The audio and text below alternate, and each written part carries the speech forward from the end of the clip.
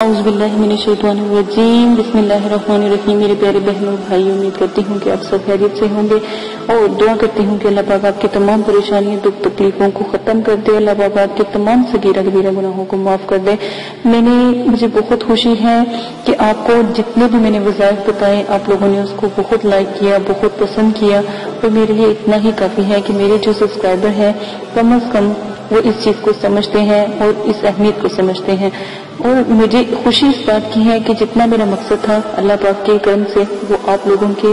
جو ہے طریقوں سے یا سننے سے میرا پورا ہوتا جا رہا ہے۔ تو اسی کے ساتھ آج جو میں آپ کے ساتھ وظیفہ پیش کرنے جا رہی ہوں باہم محبت کا ہے، یعنی کہ اگر کوئی کسی سے آپ پیار کرتے ہو یا کسی سے آپ محبت کرتے ہو، آپ دلی محبت کرتے ہو، اس میں کوئی ناجائز یا شرعی کام شامل نہیں ہے، اور لیکن جو سامنے والا جو مطلوب ہے وہ آپ کی قدر نہیں کرتا یا آپ کا احساس نہیں کرتا، تو پھر یہ وظیفہ آپ کریں گے۔ نمبر 1، یا تو آپ ایسا کریں کہ اس آیات کو کسی خوشبو کے اوپر دم کر کے تو اس کو تحفے کے طور پر بھیجو،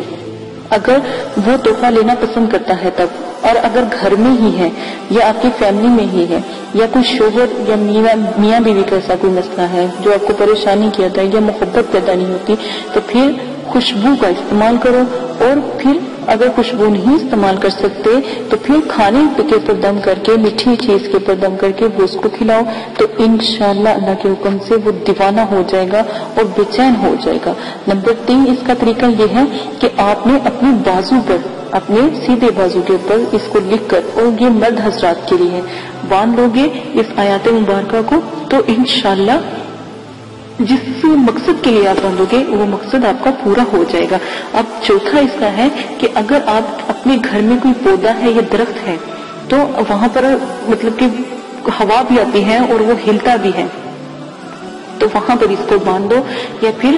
جس طرف مطلوب کا گھر ہے یا جس طرف مطلوب رہتا ہے یا جس سمت رہتا ہے، مشرق مغرب شمال جنوب جس بھی سمت میں وہ رہتا ہے، تو وہاں پر یہ باندھ دو، تو وہ مطلوب دیوانہ وار بے چین ہو کر آپ کے پاس لوٹ آئے گا۔ اور پڑھنا کیا ہے، انی یہاں سے لے کے، ٹھیک ہے، انی پوری آیات جو ہے وہ بتانے میں پھر ظاہر ہے وظیفہ لمبا ہو جائے گا، آپ بس یہاں سے اسکرین سے آپ اتار لیجئے گا تو بآسانی آپ کو مل جائے گی۔ بالصوتی ولا ناکی،